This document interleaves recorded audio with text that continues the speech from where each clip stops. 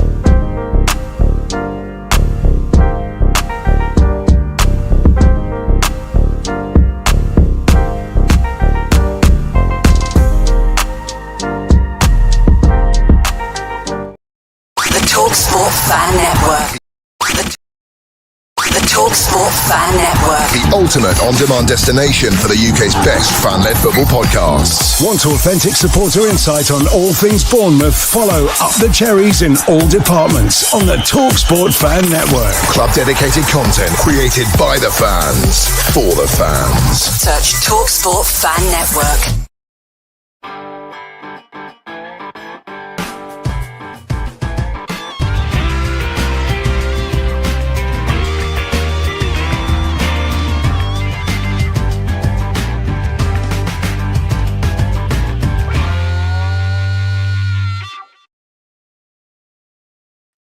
Hello, it's Saturday morning once again. It's 8 a.m. in the UK. It's 5 p.m. or sometime like that in Oz. If I'm right, I'm not mistaken, Paul.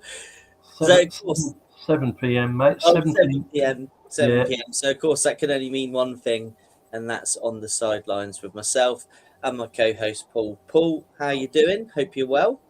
Yeah, look, I'm fine, mate. Strange weather today. Beautiful morning. And then early afternoon deteriorated. We had a lot of thunder, downpours of rain, 17 degrees overcast, but can't complain, mate, can we?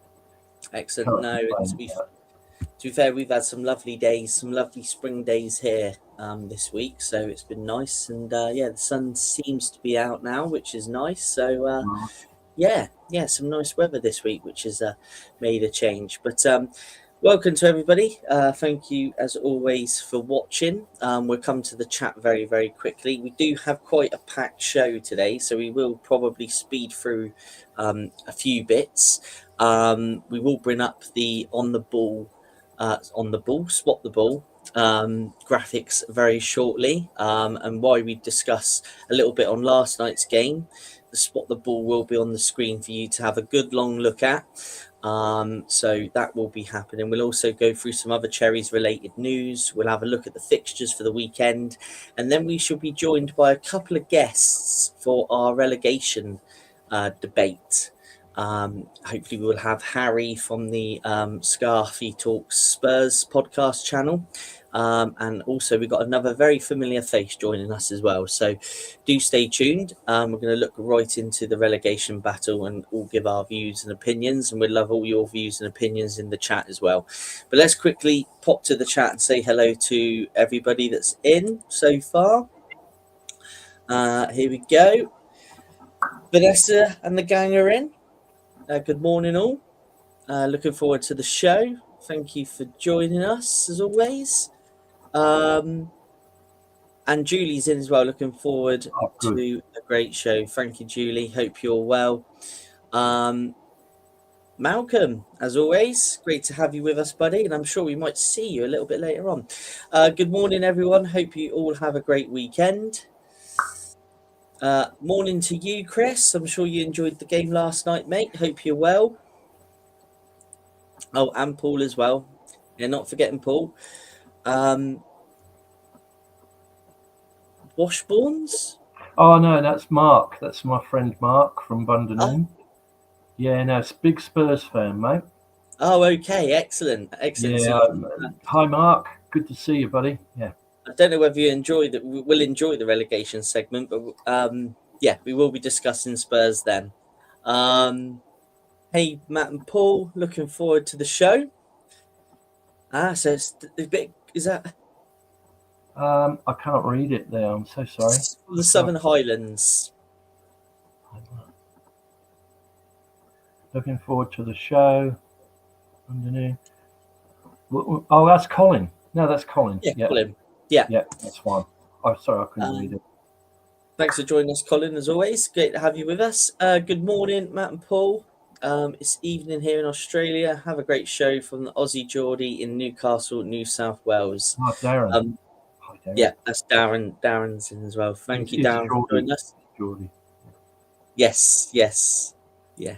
And 4 seasons in one day in the Southern Highlands of Australia. Wow, we've had some weather down there then. Yeah, there's a lot of people in. Excuse the typo, busy eating, should be gloomy. So he's had some gloomy weather down there in the Southern Highlands. Oh, yeah. Good evening, Matt and Paul, from a rainy Sydney. So it's raining in Sydney. You right there, Paul? Yeah, I'm trying to read. I'm afraid I got a bit of a problem here. Hang on, buddy. Hang on. That's all right, no worries. It's Sally now I've got it. Oh, that's Olivia and Adam. Sorry, buddy. Yeah, no, I had that's fine. No worries. Thank you guys for joining us. Okay, well, let's bring up Spot the Ball very quickly. So this is a action shot from the previous United game this season at Old Trafford, the 4-4 thriller. As you can see there, we are defending a free kick from Fernandez, which I think this one went in. Can't remember fully. But anyway, A, B, C, or D, where do you think the ball is? Do pop it into the comments. I'll star the comments and we'll look at them towards the end of the show. As always, Paul, you haven't seen this. No. I do remember it. Comes from the 4-4 draw. That was never a free kick. That was never a free kick. It's C, I believe. That's where I'm going. But C. Again, C. C. Yeah. Okay. We got some guesses coming in already from some of the guys in the chat. So thank you, guys. I'm just going to star all those guesses, and we'll take a look at the end of the show, and we'll have a look and see what you all think. But we're going to leave it on the screen for a little bit, just there, so you guys get a little bit of a longer look at it. But yes, last night there was the little matter of a game, which we're just going to cover off very briefly. Paul wants to have some, give us some views. I was there at the game last night. Great atmosphere as always under the lights at the Vitality. Paul, you watched it on TV, so you saw it from a different perspective to me. You know, what did you think of the game as a whole? I know you want to give a couple of the players a shout out as well. Yeah, I do. I mean, it's thoroughly entertaining stuff, isn't it? It was, to think that we drew at Burnley and then you draw at home to United. They're both worth the same, but that was a harder draw last night. I mean, players that stood out for me. I thought Petrovic in goal had his best game I've ever seen him play. That save with his foot was an incredible save. I thought Triffer played well. Evan Nilsson, best game he's played in a long time. His hold-up play was brilliant. And obviously James Hill, the £1 million wonder kid, mate. What a game he had. I mean, he couldn't help that goal. It literally hit him on the head. You know, he couldn't get out of the way. But yeah, interesting stuff. I also think, just briefly, and I will make it briefly, the 3 penalties. The first one, I've no idea why Jimenez did that. Absolutely not a clue. Never going to get away with that in a million years. And if I was a United fan, which I'm not, I think that was a penalty. I think we dodged a bullet in that one, mate, on that second penalty. I don't know what your thought was, Matt. You were right there, right behind the goal, weren't you? Yeah. And from the angle I saw it at, I haven't managed to see it again. It's one of those that I'd like to see it again. But initially, from seeing it live last night, I thought might be lucky to get away with this one. Because from my first obviously seeing it live, that was my initial reaction. Like I say, I haven't managed to see it again. I'll catch up and rewatch some bits today. But yeah, I can see why the Man United fans have made quite a stir about it, to be fair. I can see that. We haven't always had the rub of the green with VAR, as you well know. So yeah, it sort of kind of makes a change that we sort of get a bit of luck from it. But yeah, for me, my initial first thought was that that's going to be another penalty. You could just see the way he sort of was pulled round and he landed on the ball on his back. You know, you couldn't. Yeah, it was. I believe it was a penalty, but we got away with one. But hey, United have got away with us as well, haven't they? The third penalty. I mean, what Maguire was doing again. He's been doing that for years. When he gets beat for pace, he just brings his arm across a player, and Evan Nielsen went down beautifully. Clear red, and then he moans. Yeah, he moans with Fernandes like he's done nothing wrong, and you think, man, you know, you blocked him off, completely blocked him off. I think Evan Nielsen would have scored. And what a penalty from Krupi. Wow, didn't he put that away? But his family was sat just to the right of me. Really? Yeah. And yeah, you could see that, you know, their reaction once that went in. I mean, well taken penalty, lovely the way he hit it. Beautifully done. But yeah, his family massively enjoyed that last night. So yeah, it was nice to see that. Brilliant. And then of course Ryan Christie, you know, I didn't see that coming. Good finish. I mean, you know, you see him there, and you know, actually, I have seen that goal. I saw that on a short on Facebook last night. Where I was sat, it looked like he hit it a lot harder. But you know, when you see it again, he didn't hit it hard. He just placed it beautifully. So yeah, good finish from Christie. Nice to see him get on the score sheet again as well. Yeah, for sure, 100%, mate. Loved it. What a match! Great entertainment. Yeah, that's brilliant, Matt. That's my summary of it, mate. Fantastic. Yeah, you're lucky. You and Chris Hubble, mate. Lucky boys to be there. Good stuff. Yes, yeah. No, it's again, like I say, really good game under the lights last night. But you know, there will be more reaction to the game, so stay tuned to the channel. But yeah, Paul always likes to give his thoughts on the up and coming game or game that's just happened. So it wouldn't be on the sidelines without Paul having his little say there. But we're going to move on.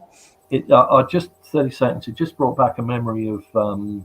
I remember when Maguire played for Leicester. You know, probably 7-8 years ago, and Callum Wilson and Josh King were up front, and they were doing him for pace all the time, and he was trying all that stuff 7 or 8 years ago, and I couldn't believe he's pleading his innocence, you know, like a little schoolboy, like, what did I do? You know, so it's so blatantly obvious, but that's football. Yeah, move on, Matty. Yeah, but there's Spot the Ball. That's going to come away now. But we'll just quickly jump back into a couple of the comments. Like I say, everyone that's put a guess in, I have starred it. We'll have a look at it before we reveal the answer. David's in. Good morning, Matt and Paul. Looking forward to the show. Thank you, David, for joining us as always. And there's another David as well. David DaCosta, hope you're well. Still on location, 26 degrees and sunny. Crap internet in New South. Well, thanks for battling through the internet issues, David, and thanks for joining us for as long as you can. It's always appreciated. Well, let's have a quick look at some Bournemouth news, and we're going to have a look at the fixtures, and hopefully our guest will be with us. So this week,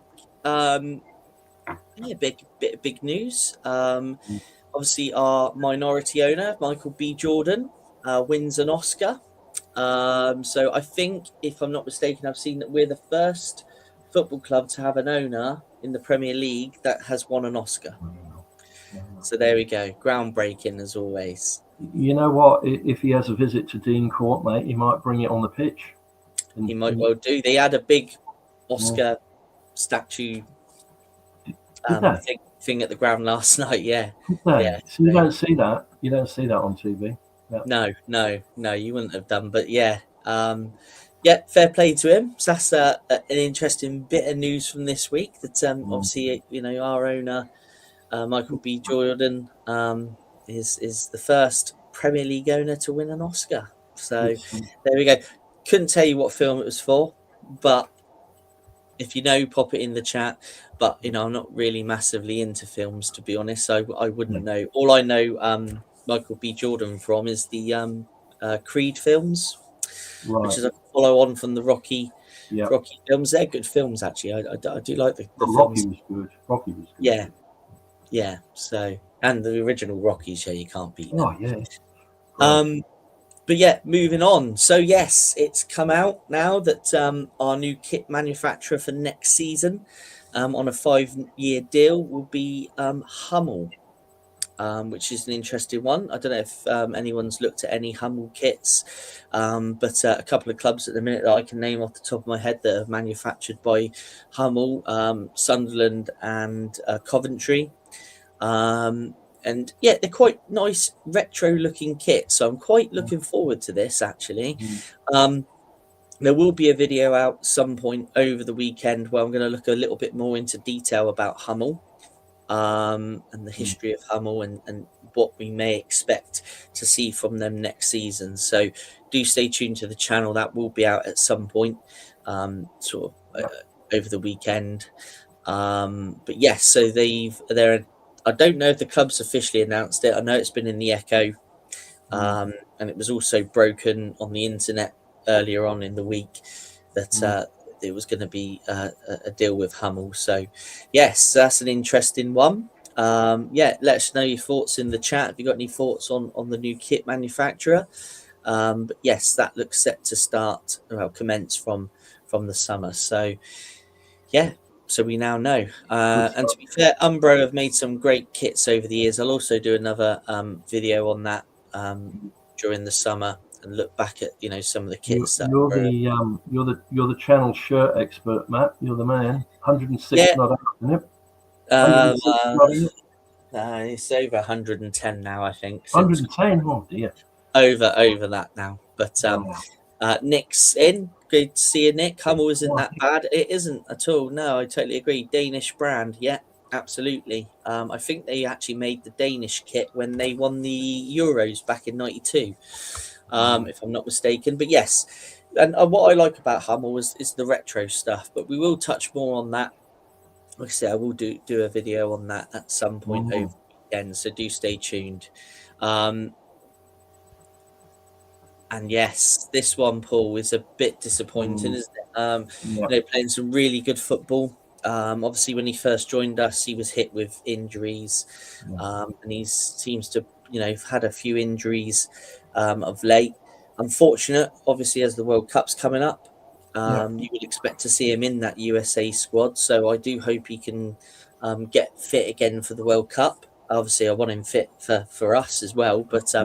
Obviously, the World Cup only comes around every 4 years. So, I'd love to see him in that USA squad. But, this one's a big loss, isn't it, Paul? Yeah, I mean, it seems to be ongoing, doesn't it? Like last season, he hardly kicked a ball. And then he gets in and he gets going and then he gets a bad injury. He's had that many injuries. I can't remember what the latest one is. I have no idea what this injury is. I haven't got a clue. But I think he had this problem when he come from Leeds. I think he was the same at Leeds, Matt, with injuries. But when he's out there, mate, brilliant player. Yeah, brilliant player. He is, and obviously he's attracted a lot of attention as well from other interested clubs and things like that. So, it's a shame. It's a shame. Let's hope he gets fit and back ASAP. Hummel sounds great for the club's kits for the next 2 seasons. Yeah, I believe it's the next 5 seasons. But yeah, definitely excited with this one, Chris. So hopefully, they're going to do some good shirts. Looks like Craig's in the house. As long as they don't give us a version of the Coventry Poo shirt, worst kit of all time. Yeah, do take a look at that one. That is a bit of a. I'm sure we won't get a shirt that looks like that, to be fair. But so moving swiftly on, so that is a disappointment there for Tyler. Hopefully he'll be back ASAP. A bit of news about ex-boss. Mr. Bradbury, yeah, he's been sacked by KSI at Dagenham and Redbridge. Now, I don't know much about KSI, but I believe he's brought into Dagenham and he's replaced him with Andy Carroll, I believe. So yeah, that's a bit of news about an ex player, I think, ex manager as well. yeah, just briefly, I think, as you said in the week, Matt, he was very underrated as a boss at Bournemouth. I liked him. Some of the players that he introduced to the club, just briefly, I mean, he brought in Charlie Daniels, Steve Cook, Simon Francis, and for those of you who remember, Matt Tubbs, Sean McDonald, and he brought Harry Arter back from loan, and he put him in the first team. I mean, that's a lot of the promotion team there, isn't it? That he activated there and got moving. I think he did a good job at Bournemouth. He was only there for about a year, wasn't he, Matty? Yeah. Not much longer. I don't think it was Might have much been longer. might have been 18 months. Wasn't too long. No, because obviously he was then replaced Good with guy. Paul Groves. But yeah, we've had him on the channel as well. Myself and Craig did an interview with him a few years ago. And he had his -17 shirt signed by all the team in the background and everything. So Really? yeah, it was a really good interview. Really nice to talk to Lee, and Seems a decent guy. Decent and like guy. you say, he brought some good players into the club as well, who had some longevity with the club as well. So yeah. But a little bit of ex news there on an ex player and manager. This is an interesting one. So Max Aarons to move this summer. Now, myself personally, I've spoke highly of Max Aarons ever since he joined the club. He's a good right back, but obviously now things seem to have moved on a little bit with the club. Obviously, we've signed Jimenez, who's an excellent player. But yeah, Aarons, who's currently on loan at Rangers, where he's made 32 starts, is the subject of interest from 3 clubs. So Wolves, who we're going to touch on a little bit more later on in the show, Feyenoord, and of course Porto. It's said the clubs are set to contact the Cherries regarding his future at the end of this season. Shame that one, Paul, from my perspective, but I do kind of understand it. And I think maybe for the player, I don't think it's good, if you're at a club and you're just consistently loaned out all the time. It might be good for the player's future to get something a little bit more, not whether secure is the word, but I suppose get a real base and continue his career. 2 things, Matt, with this, just briefly. I hadn't realised originally he'd signed on a 5-year contract. So he's actually got 3 years left with Bournemouth. So they're going to get a reasonable fee for him with a 3-year contract in place with him. But my memory of him is like he'd be hit and miss. Apparently he was great in the Championship. I didn't see him much in the Championship. And he came to Bournemouth and he seemed to be hit and miss all the time. What's your opinion on that? Yeah, I can understand where you're coming from there. He's still, when he come to Bournemouth, he was, he's still, I think he was only maybe 21, 22, something like that. Yeah. And obviously he'd been in the England setup. I think he was one of the part of the setup that won one of the trophies for the under-21s. I liked him. I still like him as a player. I mean, I think at one point Norwich were after we're talking 30 million. I think we signed him for about 7.5, 8 million or something like that. That's right. I thought at the time, perfect buy, good money, good player. I thought would be the natural successor to Smithy. Obviously, Smithy's longevity is amazing. Obviously, he come on last night and looked like a 19-year-old running around that pitch. But yeah, unfortunately, it doesn't look like it's worked out for Max for whatever reason. But yeah, I thought he was decent player. Jimenez has come in as well. He's an absolutely different, I think, different caliber of player. So yeah, interesting. But we'll see what happens. Obviously, we'll keep an eye on those developments. Also, yesterday, we just touch on it briefly. Was about Andoni yet again. It's emerged that he's the leading target for Atletico Bilbao, who want Andoni as their head coach. Obviously, we all know the contract situation at Bournemouth. We all know about that. But basically, what I found interesting about this article was basically the comments that Andoni made at the end of it, which is at where it says, after last night's 2-2 draw with Manchester United, he said about this whole situation that it doesn't have anything to do with me, probably as a supporter because it's my club. But no, it doesn't affect the situation, which I kind of understand that he's automatically going to be linked to them, obviously with the history behind it. But this is the key thing for me. I've said it a lot of times. I'm very happy here. I have a great relationship with the club, which we can all see that he does. And it's true that we will have to take a decision according to this, but it's a situation I've had most of my years as a manager. It's not new to me. So, he's basically saying there, Paul, isn't he, that, he's linked to clubs all the time. He understands the link to this club probably a lot more because obviously his connections with the club, he played for them over 400 times. Sorry, excuse me. Obviously he's got a lot of affiliation with them. But do you know what? I still think he's going to sign a new contract at Bournemouth, even though this whole Bilbao situation is come out, and I understand the links, and obviously his heart would probably rule his head on this decision, because obviously the connection to the club. But I still think he's going to sign the contract at Bournemouth. I think I'm thinking along the same lines, and you know what, Matt? I think it's going to come out of the blue. I think it's going to happen in the next 3 weeks before our next game with Arsenal. I think we're going to know the outcome because it seems to be contract time at Dean Court. I was thinking about this on my own the other day, and they sorted out the women's team. They put the women's, he is Nick too. Yeah, they sorted out the women's manager, gave her a contract, didn't they? So now they've moved on to Andoni. I mean, it's got to happen. But I think I'm leaning towards what you're thinking too. Yeah, I do.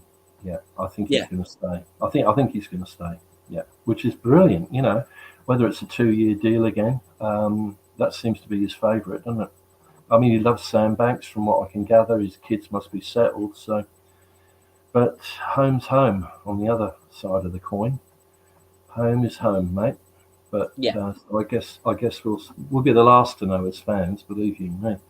But I think they know what's happening at the club already. They're just waiting for the right moment. But just my opinion on that stuff. But I'll tell you.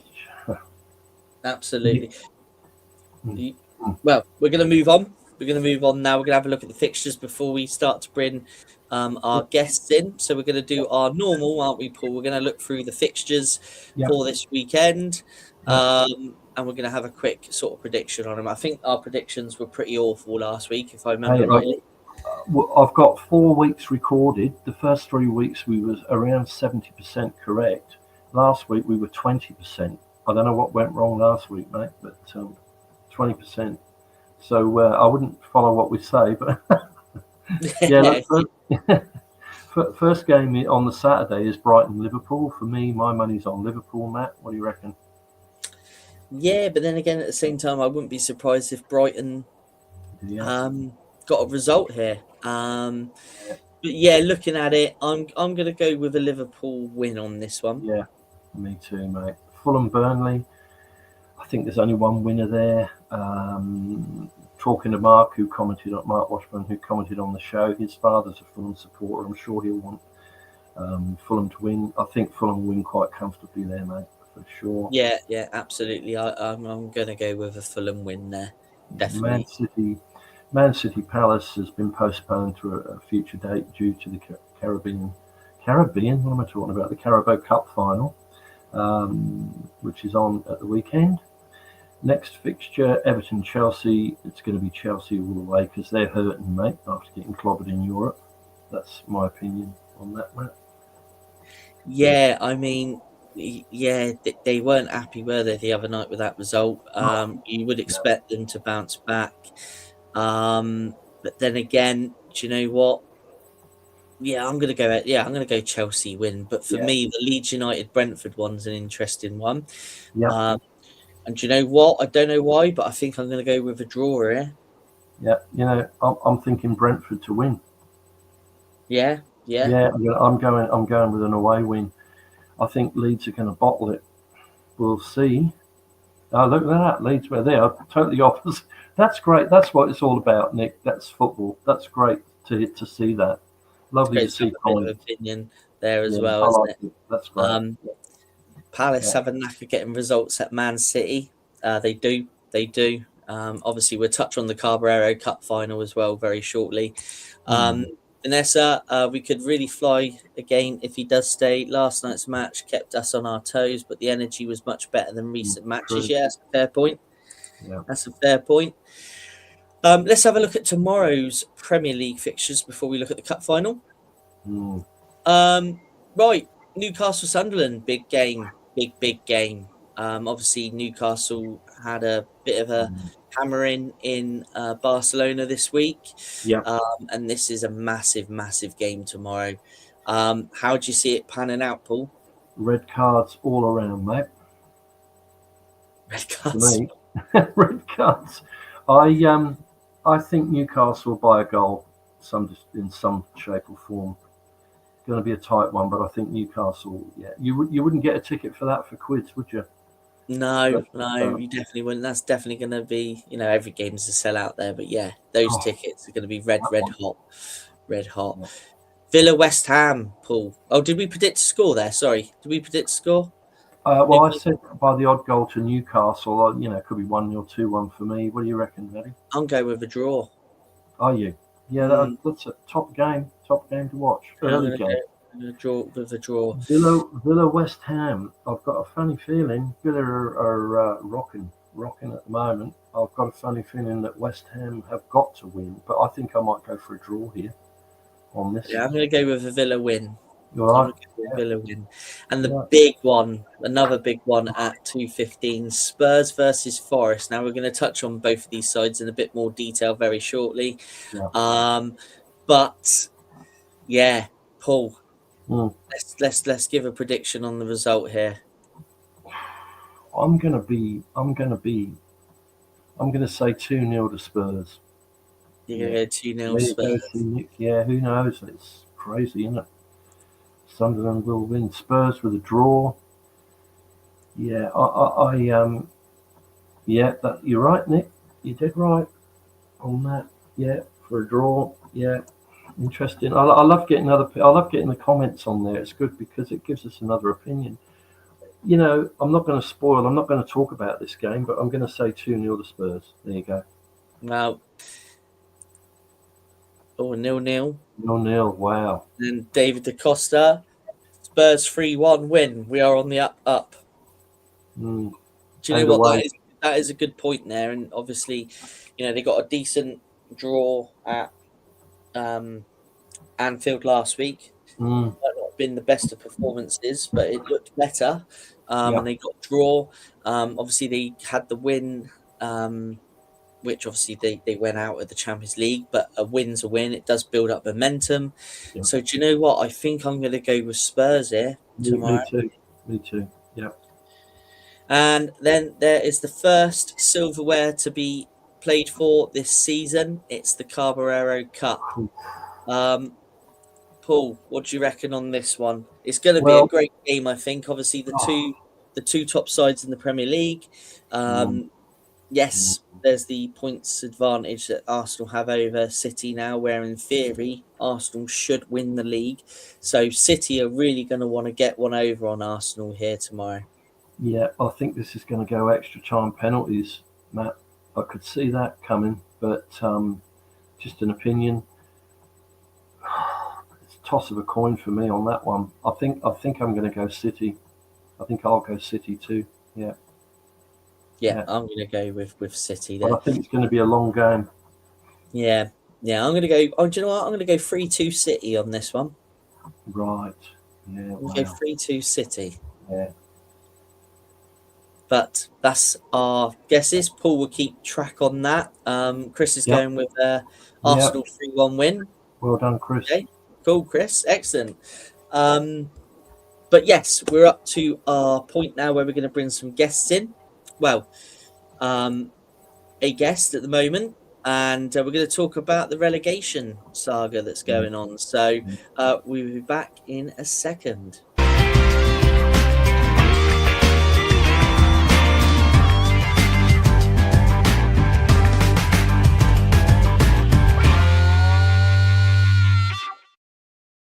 And it's a hello to our friend Malcolm. Malcolm, thanks for joining us. Great to have you with us. Good morning, Matt. Good morning, Paul. Good to see you guys. Yeah, I want to know the weather report over there, mate. Come on, what's going on? Overcast. Yeah, overcast, 7 degrees. Right. Not raining, just horrible. It's overcast, cloudy. Yeah. Yeah, interesting. Yeah. Okay. Yeah, look, great to have you on, Malcolm. Always a pleasure, mate. Brilliant. I enjoy seeing you on. Well done. Yeah, it's good stuff. Thanks for the link yesterday, by the way. World of Sport. Oh, Benny Hill. Brilliant. Absolutely brilliant. Priceless, mate. It's brilliant. It's brilliant. It's brilliant. I haven't got a clue what you're on about. Yeah. Oh, I'll send it to you. I'll do it. You do it. Yeah. You'll love it. Oh, okay, excellent. Well, yeah, no, great to have you on with us, Malcolm. Yep. Thank you for joining us. Just quickly, couple of comments. Carboero Cup. Yeah. Not everybody enjoys this trophy. I quite enjoy this cup final. I've said it quite a lot. I enjoy this cup final. City hope the Gooners lose. And Chris saying hi to Mal there. Well, let's get on with it then. Let's have some discussions about the relegation debate then. So just to start us off very quickly, let's just have a quick look at the bottom of the table as it is. So it does look like this season it will finally break that run of all three newly promoted sides being relegated straight back to the Championship. Obviously, the last time that didn't happen was the season we came back up. When we managed to stay up. Us and Forest stayed up that year, and I think was it Leeds that went back down that season? Yeah. It was, wasn't it? Was it? Yeah. I can't remember. Yeah. But yes, so the last two Premier League seasons have seen each of the teams go back down. So Leeds and Burnley last season, along with Sunderland, they came up. Leeds and Burnley were the strongest of the two sides to come up from the second tier that year. I think they both had over 100 points. Wasn't it 100 points they collected? And it's actually them. It's actually Burnley being one of them that's struggling at the bottom there. Wolves, Burnley, they already look doomed, don't they? But we're going to discuss a bit more in detail the situation with West Ham, Forest, Spurs and Leeds. So we'll discuss all the teams, but we'll take a look there. But if we start off, guys, with Wolves, I know you watch a lot of football, Malcolm. Have you watched a lot of Wolves this season? I suppose, yes, I have. I mean, obviously, you know, how the season panned out for them was quite embarrassing, really. And they were sort of resigned to going down quite early on, weren't they? Even from the supporters channels that I watch. But since the new managers come in, it took him a while to get going. But, you know, they performed decently. What was the last time out? Didn't they get a 2-2 draw? Yep. Yeah. Absolutely unbelievable. But it just shows that this never say die attitude. And their football is good to watch as well. So I think, for me personally, he's actually getting them into a decent position, ready for the Championship. So for next season, you know, they're going to be hitting the ground running, and it wouldn't surprise me if they bounce straight back up. Yeah. Paul, what's your thoughts on? Well, you know, you've highlighted in yellow. Wolves have got to play 4 of the people in the relegation fight. Now that's going to mean that's cup final every game there, isn't it? Brentford away, very difficult game. I mean, West Ham away, wow. Leeds away, Spurs and Burnley away. That's what would you say the percentages were? 99%, wasn't it? Certain to go. Yeah, down. we'll have a look at the probability Yeah, percentages yeah, towards the end. yeah. But it does look like for me. I mean, Yeah. when Rob Edwards was appointed, I thought, why is he leaving Middlesbrough, who were in a good position at the time in the Championship? But obviously, I know, he's played for Wolves, he's got affiliation with Wolves. So I can kind of now, he's gone there, understand it. But from the games I saw, and I watched the 2-2 draw against Brentford, wasn't it, on Monday night? Yep. And you know what? There's a difference in them, and I can see that he's gone in there for the long-term project. I think he's obviously gone in there. He's not. I don't think his job is hanging on them staying in the league. I think his job is about the rebuild, and I think that's already kind of started. I think he's obviously going to assess throughout the summer who he can keep, who he wants to bring in, and who he wants to ship out. And I think Malcolm's pretty much spot on there. I think they're going to hit the ground running next season, and you're going to see them as promotion contenders. I think under Rob Edwards, he's obviously got the experience in the Championship. Obviously, he brought Luton up. And this is where me and Craig have sometimes debated about Scott Parker. No matter what anybody thinks about Scott Parker is a manager who knows the Championship, knows how to get a side out the Championship.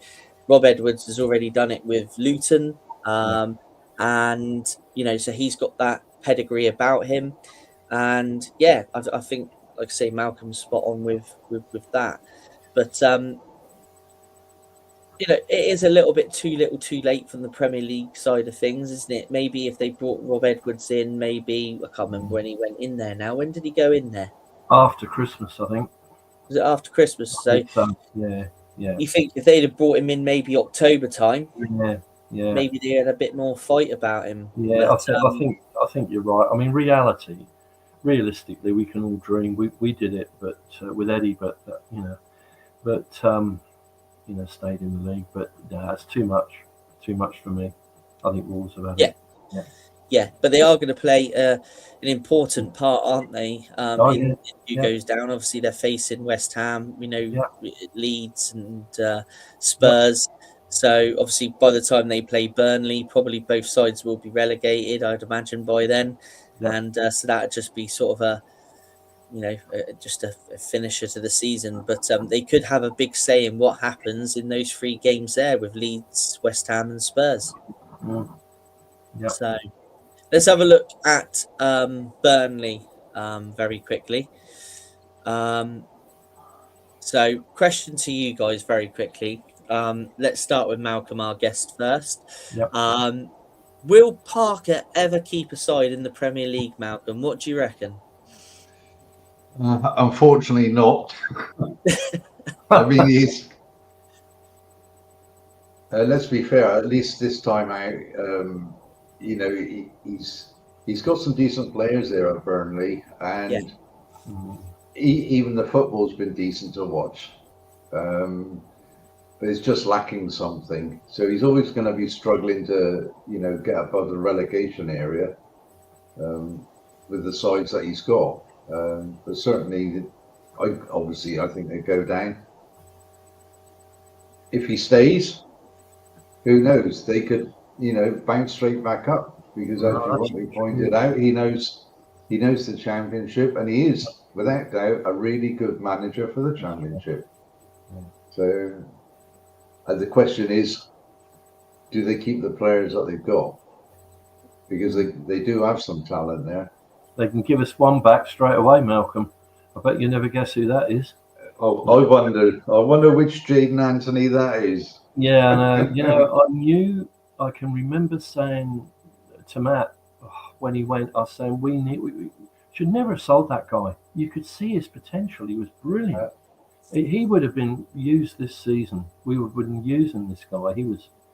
He had a brilliant game, didn't he? Against us. He was man of the match for me, for them. Yeah, totally. I mean, what I've seen of him this season, he's really, really excelled. Yeah. He's and certainly a fan's favourite up there as well. So kudos to him, really. Because they got him on a 5-year contract again, a long contract, so it's going to cost money. but I can't see him coming back, unfortunately. But again, this side, they're involved with 3 of the relegation candidates. They've got Forest away, they've got Leeds away, they've got Wolves at home. So they're going to have a say in it as well. Our draw last week against him was very frustrating to watch. We should have won that game. Should have won it. But, yeah, I think it's too late for Burnley again. I can see them going. And I could see Parker staying, Malcolm, like you said. Yeah. Yeah. Yeah. I mean, at the end of the day, if they're going to be relegated and they've got a manager in Parker who's brought 3 teams out of that championship, Yeah. you would stick with him, wouldn't you? Yeah. But then would you make a decision if they got the side promoted and you'd be like, right, you've got 2 months. If we're not out of that sort of threatened relegation part of the team, if they turn around and say, no, if we're not, solidly in like 12th place come October, we'll be making a change or something like that, because I don't think they'd want to keep yo-yoing. Yeah, you're right. That's right. But definitely, you've got a manager there in Scott Park. He's I suppose he's like a Neil Warnock in some respects. Can get a side out of the championship, knows the championship. He's an excellent manager at that level. We saw it at Bournemouth. Okay, I didn't think the football was overly exciting, but he did the job. And that was the main thing from my perspective. But I think, the football's not always attractive, and I think maybe Burnley fans and Fulham fans would probably agree. But if he can get you back to the promised land, I think you stick with him. Yeah. I mean, the year he got us out, just briefly, and then we'll move on. The year he got us out, I think he went 15 games unbeaten. We at the start of the season in the championship, didn't we? With him, he's nobody's fool.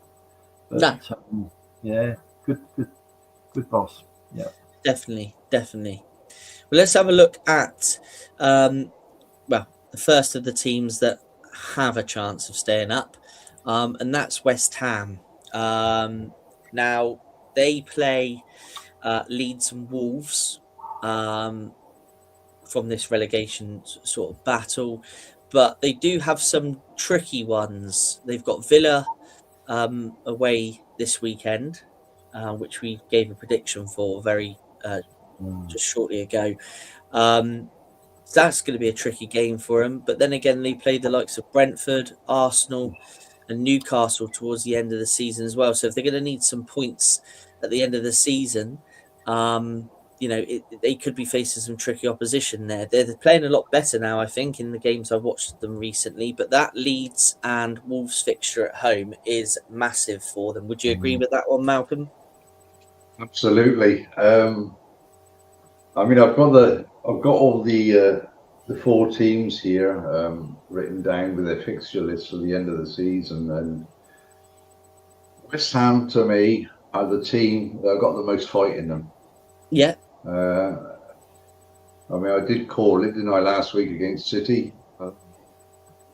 Absolutely brilliant. City dominated them to start with. Once they went a goal up, West Ham suddenly woke up and said, well, we've got nothing to lose now. And they battled and certainly earned that point. And they're decent now. They got the young lad Somerville. I think he's back this weekend, which is a big plus for them. Out of the 4 teams, the Leeds, Spurs, Forest, and West Ham, these are the battlers for me. They're actually showing something about them that they want to stay up.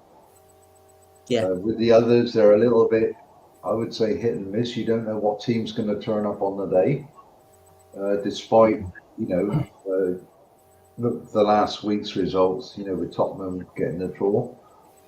Forest, they put in a hell of a performance in the week against Midland.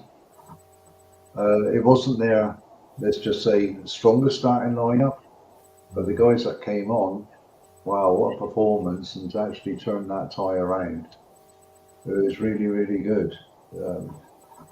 So who knows? It's going to be all on the day, every match day. Who's going to turn up? Out of all of them, I think West Ham will be the team that will turn up. Yeah. But my prediction, I'll throw in at the end. Yeah, no, definitely. But no, I totally get your points that you've made there, Malcolm. And my points, I think, with who will stay up is quite similar. Just very quickly, comment just to say hello. Great to hear you two working it all out and powering on, enjoying the show. Cheers. Always great to have you with us. Thank you very much for joining us. Paul, do you want to say a quick hello? Yeah, young Johnny. Hi, mate. Mr. Buddy Guy got cancelled, but we won't be going to the concert. But 90 years old. Incredible. Yeah, hi, John. Lovely to hear from you, mate. Just to go back to the football on there, I look at those last three fixtures and I see the way the table's set up. Even Everton, actually, the last four fixtures, they're in trouble. You look at that lot: Everton at home, Brentford away, Arsenal at home, Newcastle away. Now, those four teams are all involved. You've got Everton and Brentford trying to get into spot 7. Yeah. You've got Arsenal trying to win the league, and you've got Newcastle want to get into Europe again.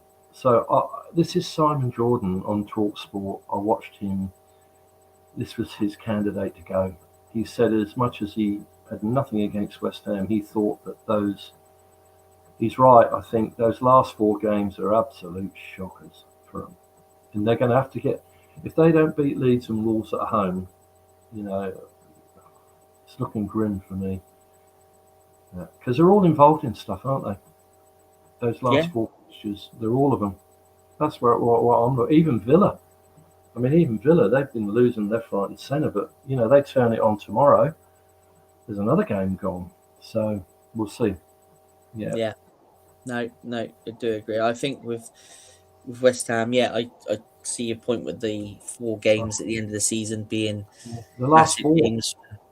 Massive games for each of those sides, isn't it? Like you say, Everton, Brentford, Arsenal, Newcastle.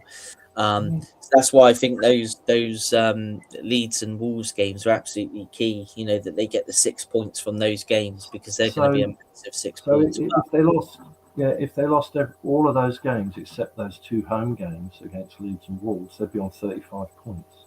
Exactly. Yeah. So what I was going to say is, and it's just going back to Malcolm's point, that they've got a bit of fight in them. They have. Yeah. I think there's points there that they will take some points off those sides that are competing for those places that you've just highlighted, Paul. I think I think there's always a potential slip up. As you come towards the end of the season, there's always some surprise results, isn't there? Who knows? Arsenal might have won the league by then. True, but maybe Arsenal might rotate the squad a little bit. Who knows? But even then, nothing's guaranteed, is it? I mean, if Leeds lose this weekend, and then, whenever it is in April, if they play away at West Ham, Leeds are going to be going for that. It's going to go right to the end, isn't it? Last week of the season, this. But we'll move on, Maddie. Yep. When you're ready. Yeah, no worries. Yeah, let's have a look at the next one. So this is an interesting one. I think there's some interesting talking points here. So 4 managers and a clueless owner. I know Craig's had some points about the ownership there, but let's quickly look at the fixtures. They've got Spurs, which is a massive game tomorrow for both sides. Then they play Villa, Burnley, and then they've got Sunderland, Chelsea, Newcastle, Man United, and then of course they face the mighty Cherries on the last day of the season. But just to put it to you first, Malcolm, 4 managers is a lot in one season. It's too much upheaval, in my opinion. Unbelievable, isn't it? And you think they've had to learn 4 different types of philosophies from different managers. Each manager has their own way that they think that the game should be played. I mean, the Dyche way is very, very different to the Piero way, who's in there now. So, if you were one of the players there, it must be extremely confusing, to have to learn and play in different ways. I know they're professionals, they have to adapt and things like that, but when you have 4 managers in the season and you're struggling at the bottom of the league, that is a little bit of too much of an upheaval, isn't it? Yeah, it is. I mean, it's certainly not ideal what's gone on this season. I think, if anything, you have to look forward. You have to, like I say, right, put everything behind us now, because you've got this last chance, and it really is like a last chance saloon here with Forest. I'll go back to the performance in midweek. They showed an awful lot of character, certainly a lot of fight. Now, bearing in mind, they couldn't score goals for love or money, could they? In the past weeks, but they looked really, really up for it. They were a bit unfortunate, actually. Went to extra time and penalties in the end. I mean, they got through, but there was enough there. What I saw, that they take that going forward now. There's no reason why they couldn't scrape to stay in the Premier League. And obviously their next game, away to Spurs. It's a question of which team is going to turn up and want to perform. And I'm taking it that from both sides they'll be very, very sort of nervous about the game because it is a 6-pointer, whichever way you look at it. We have to wait till tomorrow now to find out, but that's certainly one I will be watching. Yeah, I don't know if Forest. I really don't know. I could be too little, too late with their manager. Yeah, I think what we do is at the end, when we look at the probabilities, I think we'll give our opinions on who we think will go down. I think that would be a good shout. But yeah, I'm aligning with yourself there, Malcolm, on what you're saying there. Paul, what do you think of these fixtures? Can you see them getting enough points from these fixtures to stay up, or do you think they're going to struggle? Yeah, I look at those last 4 games again. I mean, we're their bogey team. They seem to lose to us all the time. In that last fixture, they got Bournemouth at home. They'll be dreading that fixture. If they need to win, they'll be dreading it. You look at Man United, they're going to be challenging for Europe. Newcastle challenging for a European spot. Chelsea trying to get in the Champions League. And Villa trying to get in the Champions League. That's no easy run in either, is it? No. And you look at those fixtures, those last 4 again, shockers. I mean, we always seem to beat them, don't we, Milk? We always seem to beat Forest. Well, we don't lose to them. Let's put it that way. Yeah, we haven't. No, that's right. Yeah, I mean, it could go down to the wire where they need a win last game of the season.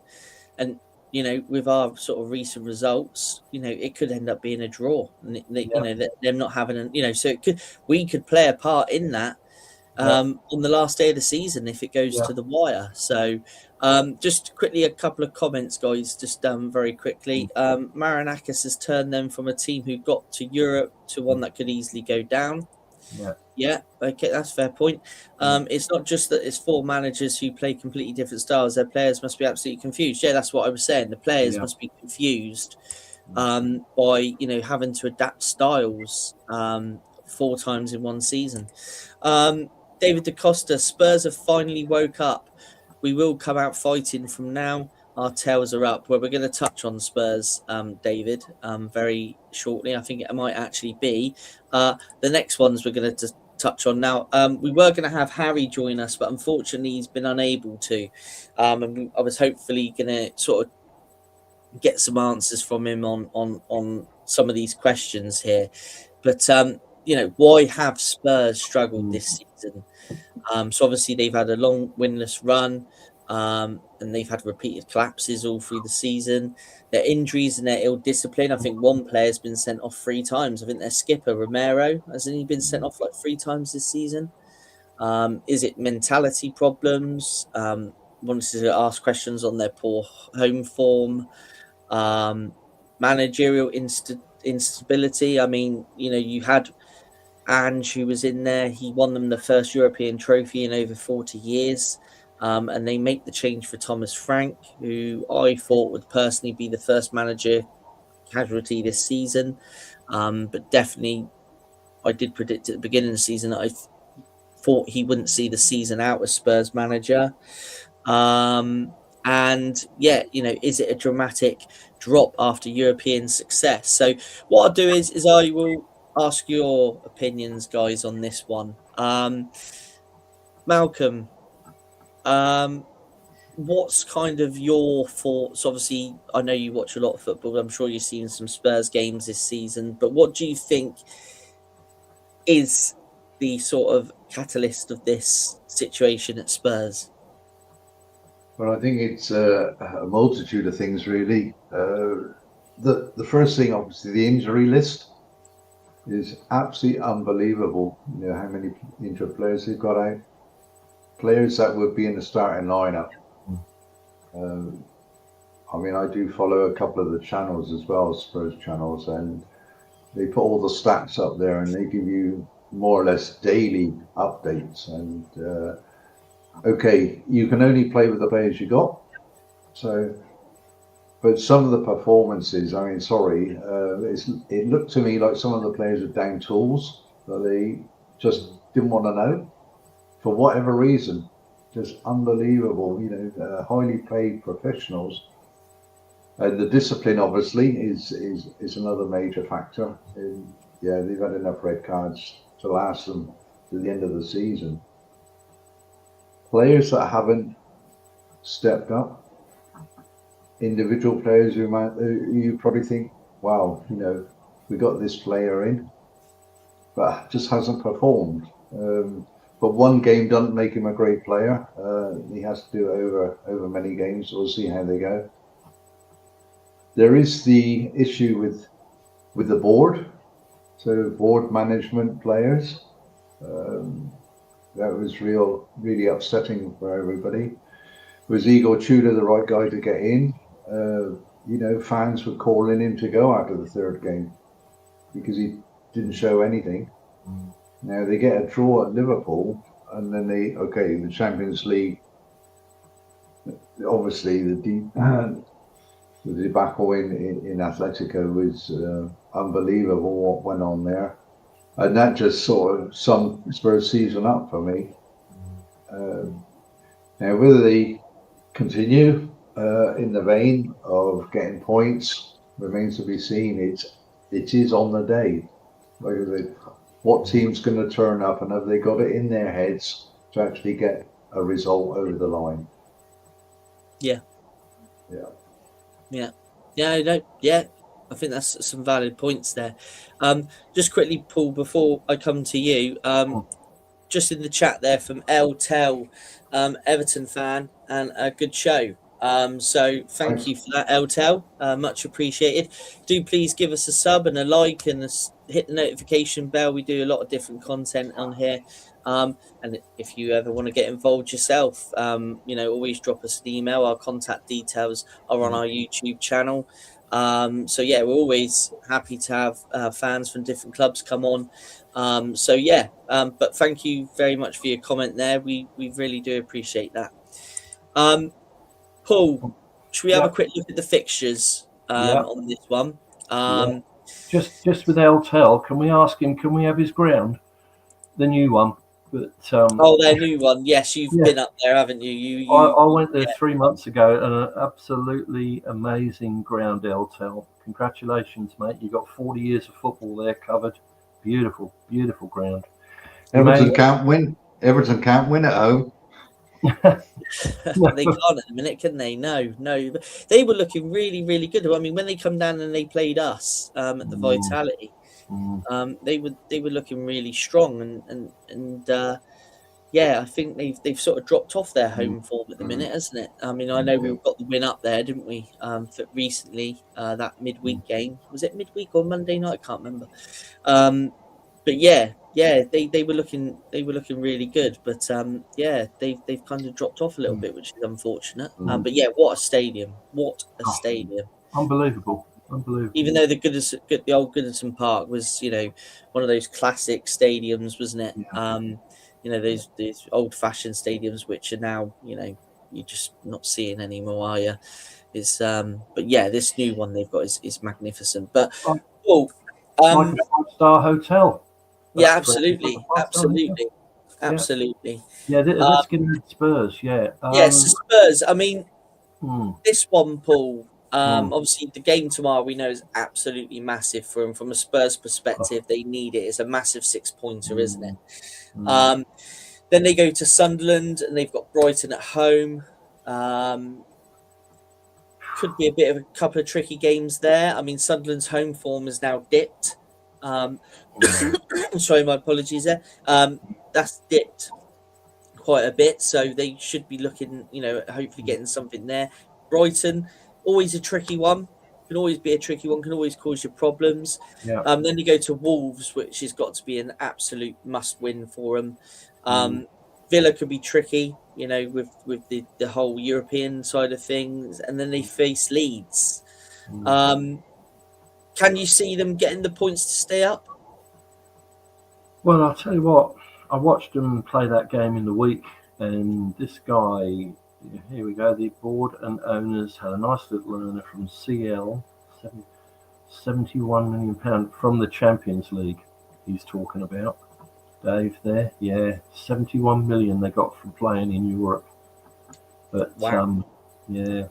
Look, that'd be a lot of money to invest in some players if they were to go down, wouldn't it? But yeah, sorry, Paul, over to you. No, it's fine. I interrupted the flow. This guy, I watched him, Igor Tudor.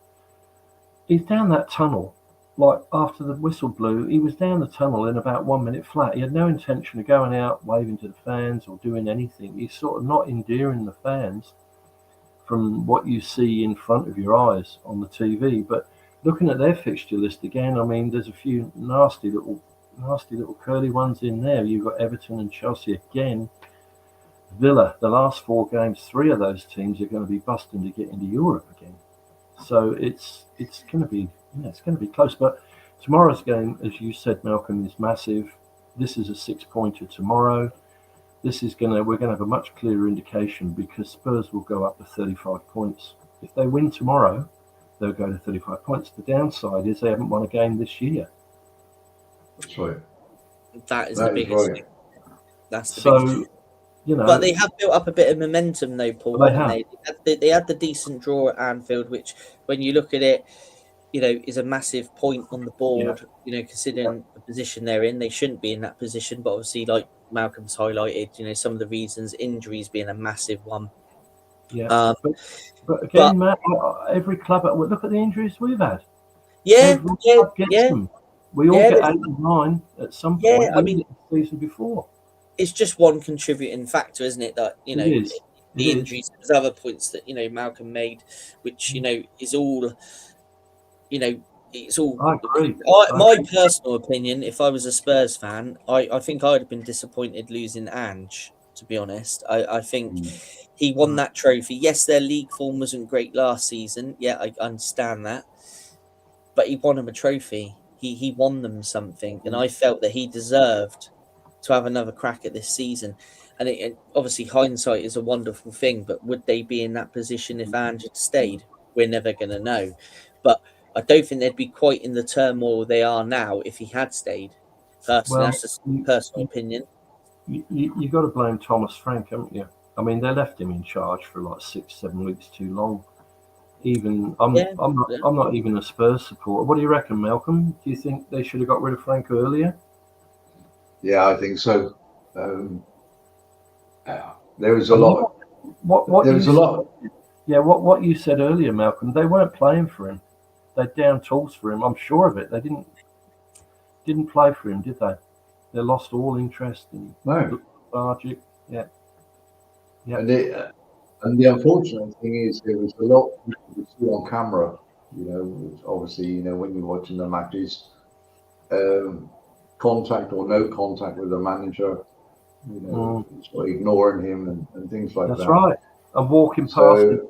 Yeah. So he'd lost the dressing room, weeks before he left.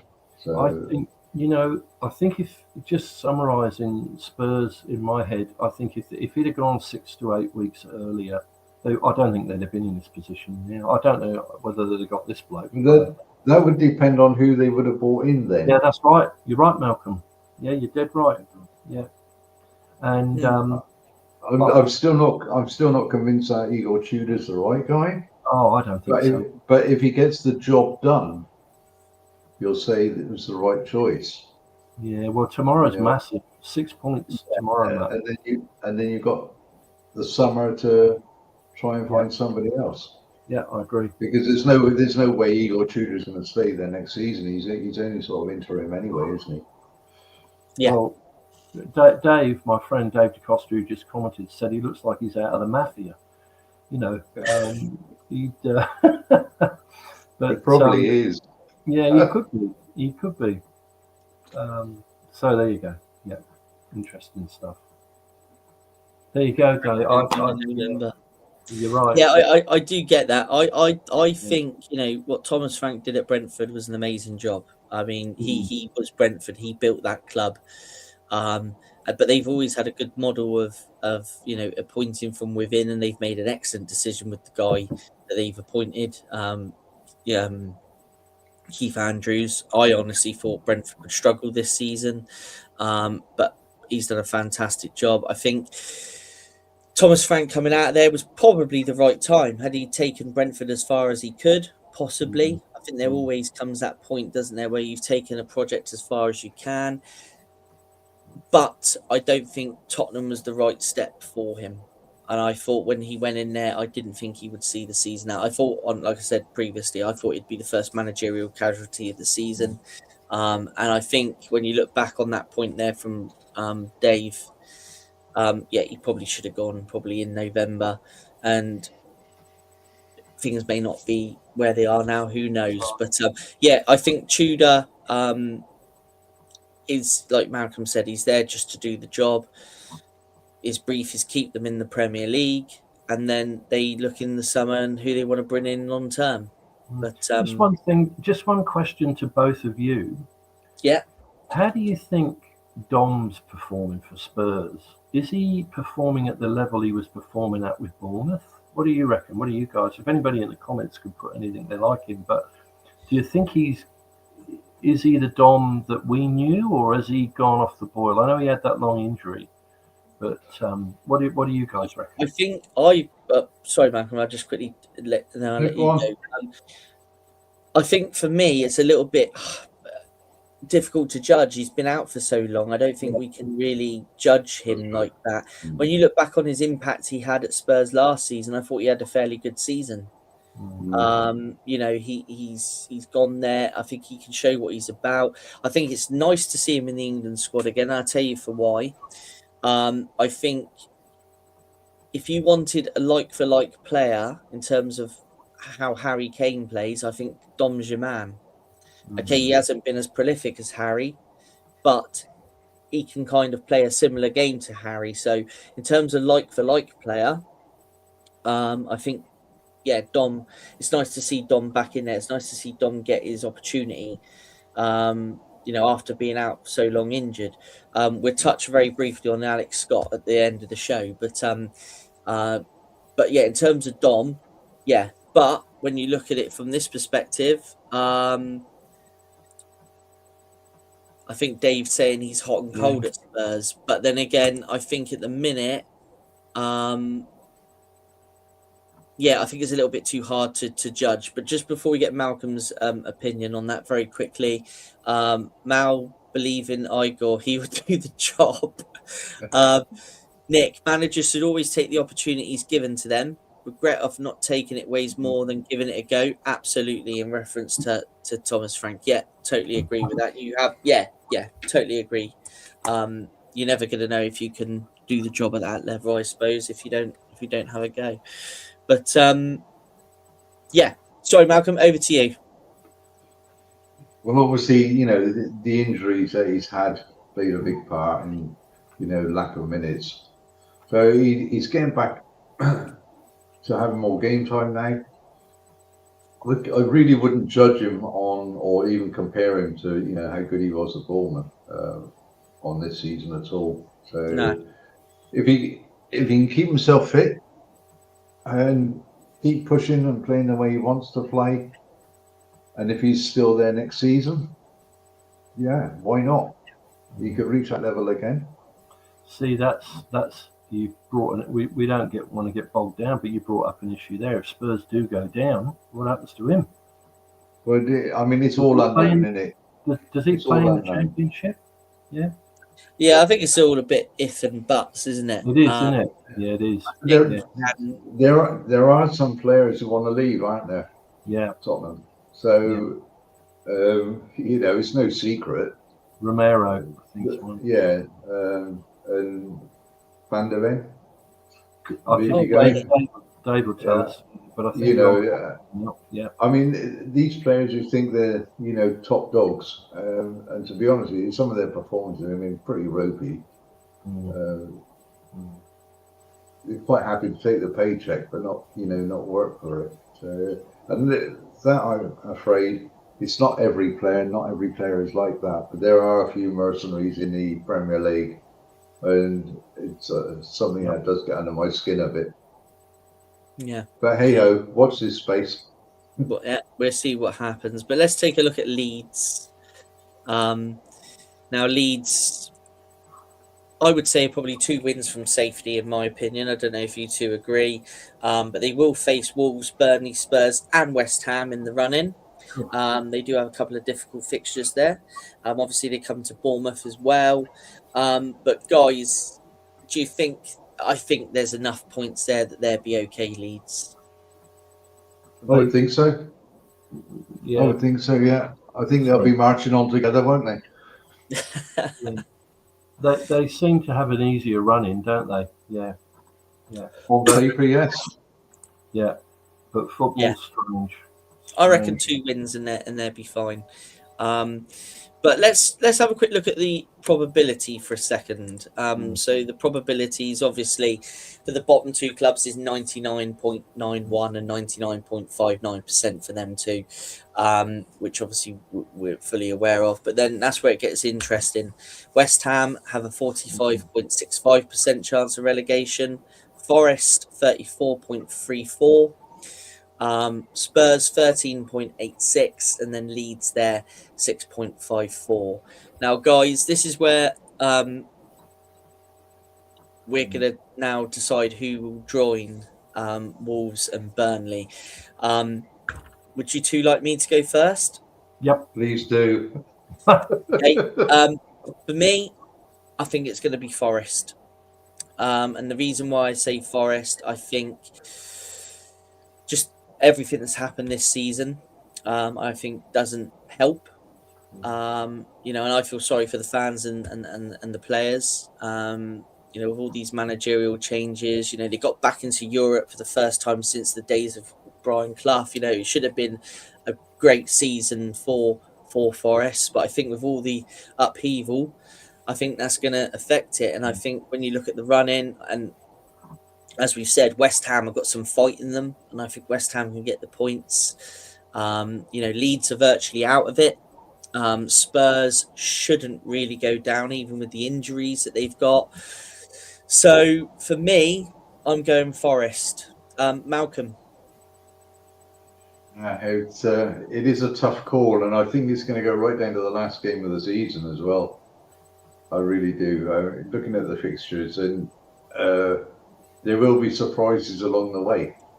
There's no, yes, that's a given 3 points. That won't happen because, football is just so unpredictable. You could probably go into the betting shop and, put a mortgage on a team to win and they won't. So I tend to agree with you, Matt. I really do. I think Spurs could just find something over the next few weeks. The unfortunate thing is we got this long break coming up. The international break. So we're talking about 3 weeks and no football, Premier League football. So can that get players back fit? It's going to, obviously be an important part for most clubs, including ourselves. But looking through the fixtures, and I really can't see how Forest will stay up. And yeah, they got some toughies. They really have. Now they've got one eye still in Europe, haven't they? So can't remember who they got to play. Is it Porto? I don't know if you can see that. I think. Yeah. So I mean that's going to be a toughie anyway. And if they were just to concentrate on the Premier League, then okay. But to have the sidetrack of 2 European games thrown in as well, I don't know. I don't think they're going to manage it. It's going to be very, very close. I mean, it says there 45% to 34 with Forest and West Ham, and I firmly believe that West Ham will stay up. I really do, because of the fight they got in them. They got the right mentality. It doesn't matter who you're playing. You stick to your game plan, and Nuno's got them playing really good, really well. They're fighting in every position on the field now. But hey ho, what do we know?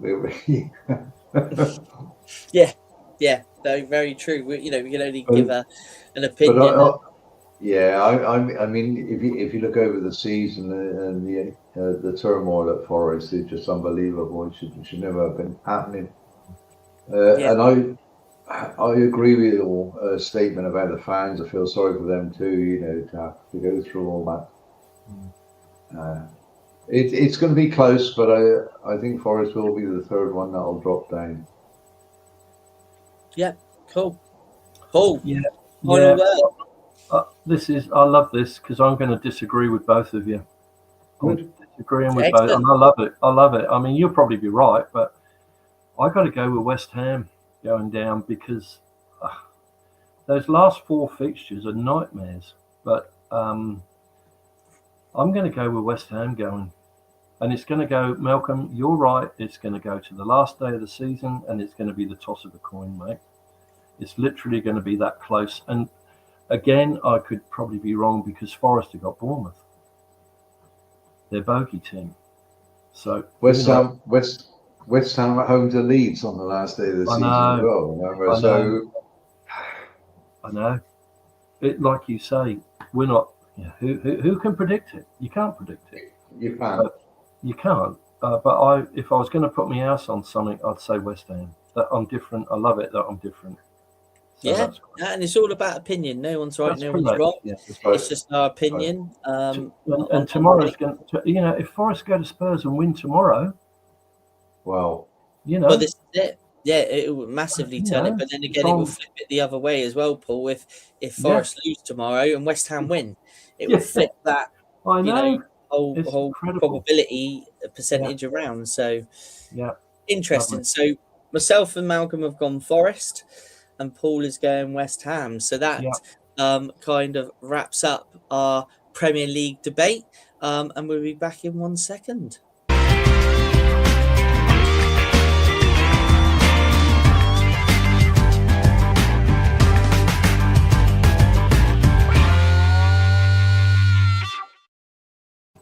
Okay, so we're going to get the answer to spot the ball. I've managed to remember this time, so I haven't needed anyone to remind me, but thank you very much. But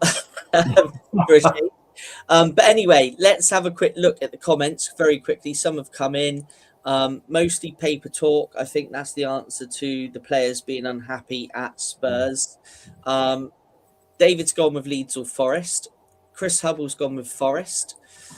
Great show, thank you. Cheers, Julie. Thank you for tuning in as always. Well done, chaps. Great debate, content spot on. Thank you, David. Always great to have you with us. Vanessa, it's a difficult call this season. Thanks for an informative show. Have a great week, and I hope you have a great weekend and a great week as well, Vanessa. And spot the ball. Yeah, it's coming up, Nick. It's here. Thanks for dropping comments, because you never know if I'm going to remember or forget. So thank you for that. So yes, here we go. Spot the ball. Let's have a look in the comments who's had guesses. So Chris Hubble's gone with D. Colin went with C. Malcolm, our guest today, also went with C. Looking very cool in his car there. David went with B. Darren, I think C this time. Hard to tell. Yeah, I think this is a difficult one. And Julie has gone with C. So let's have a look. Let's reveal where the ball is. A, B, C, or D. And this week it is. Oh, It's wow. in B this week. So for those that said B, well done. For those that didn't say B, come back next week and have another go. But yeah, yeah. So that was B this week.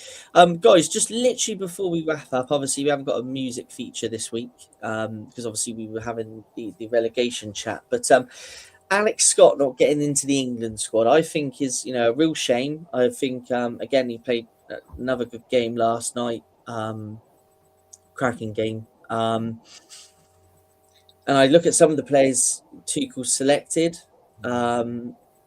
I think I think Scott deserves a place in that squad.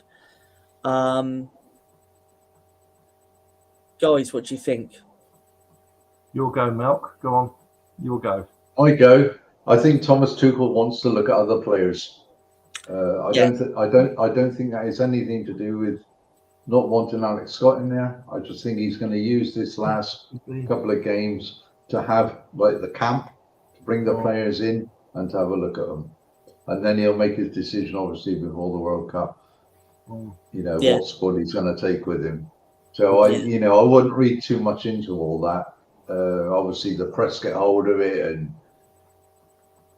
he'll just keep on playing. He'll keep his head down. He won't look into it. He'll just say, right, I'm playing my football. And keep performing. And just before Paul comes in there, I get what you're saying. I think that's the reason. I think that's the reason that Tuchel wants to look at some other players. The only thing that's in my mind is that Scott hasn't played any minutes at full international level, and is that too much of a risk to take to a World Cup? Should he have been in this squad just to get some minutes under his belt to get a feel for full international football, or not? I don't know. I don't think even the other players he's bringing in for this next camp, I don't think all of them will get any minutes. So it's just a question of seeing what they're doing around training and everything, how they how they gel together, and Final word from you, Paul. Yeah, look, I did a bit of homework on this, which I think there's one major factor that lets him down. We know he plays brilliant every week. Do you know, when he played for Bristol City, in 91 appearances, he scored 6 goals. 1 every 15 games. Right? Not enough in the championship. He's played for Bournemouth. He's played 73 times and he's scored 3 goals, which is 1 goal, wait for this, guys, every 21 games. That has not helped his cause. If he'd have been half a dozen a season, 8 a season, I think they'd have taken a deeper look. But if you remember last week, we spoke about it, and I said I was 50-50 on whether he'd get in the squad. His goal, he doesn't score goals. I know not all midfielders do, but I think he needs a bigger return than 1 in 23 games. That's awful, isn't it? Awful return. Yeah, I kind of get that as well, and I suppose some people have also said that of Christie, that Christie should contribute with more goals. But I think when you're playing sometimes in that midfield role, especially sometimes Scott plays deeper, sometimes he plays more advanced. He played deeper last night. Yeah, I think the goal side of it isn't a massive element for me. I don't think. You know what? Be in the squad.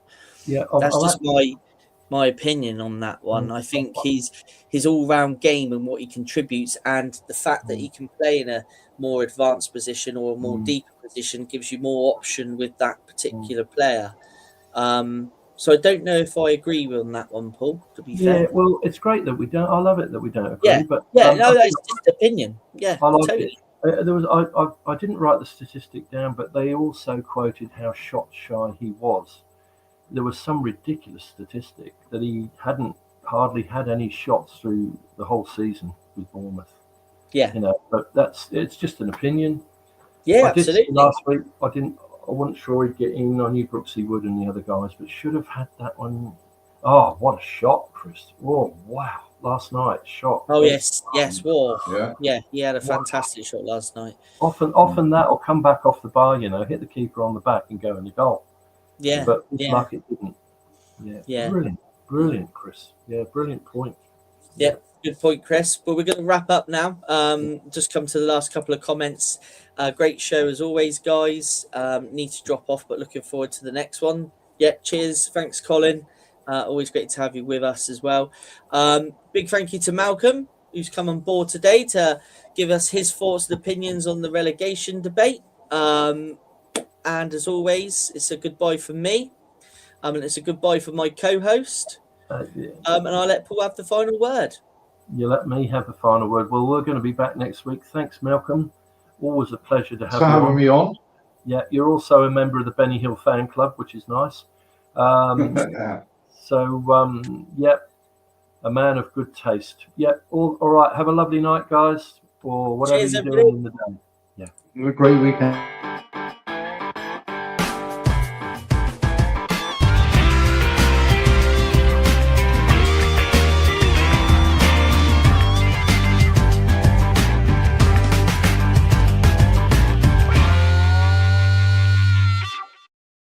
TalkSport Fan Network. The ultimate on-demand destination for the UK's best fan-led football podcasts. Want authentic supporter insight on all things Bournemouth? Follow Up the Cherries in all departments on the TalkSport Fan Network. Club-dedicated content created by the fans, for the fans. Search TalkSport Fan Network.